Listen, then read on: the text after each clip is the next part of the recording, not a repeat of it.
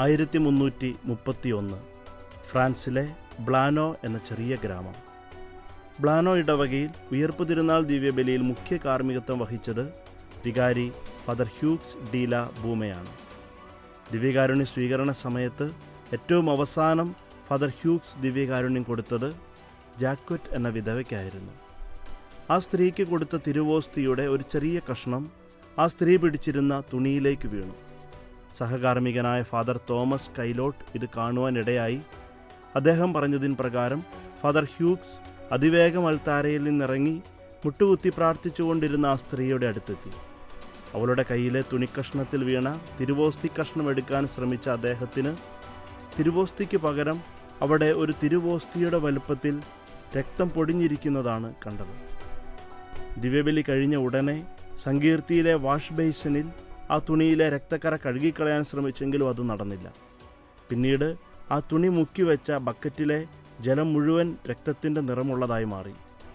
എത്ര ശ്രമിച്ചിട്ടും രക്തക്കറ മായുന്നില്ലെന്ന് കണ്ട് രക്തം പുരണ്ട ഭാഗം ആ തുണിയിൽ നിന്ന് മുറിച്ചെടുത്ത് അൾത്താരയിൽ വന്ന് ഉച്ചത്തിൽ വിളിച്ചു പറഞ്ഞു, ഇതാ നമ്മുടെ കർത്താവായ ഈശോ മിശിഹായുടെ വിലമതിക്കാനാവാത്ത തിരുരക്തം.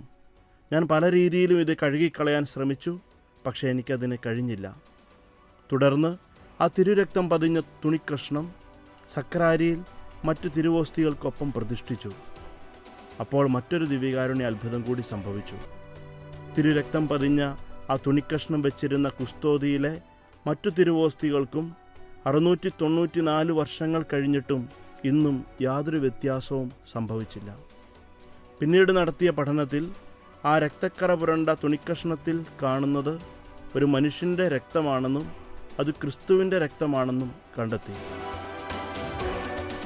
694 വർഷങ്ങൾ കഴിഞ്ഞിട്ടും മായാത്ത വിധം ദിവ്യകാരുണ്യ അത്ഭുതമായി നിലകൊള്ളുന്ന പരിശുദ്ധ പരമദിവ്യകാരുണ്യമേ, ഓരോ ദിവ്യകാരുണ്യ സ്വീകരണവും അങ്ങേ മായാത്ത മുദ്ര ഞങ്ങളുടെ ഹൃദയത്തിൽ പതിപ്പിക്കുന്നതാകട്ടെ.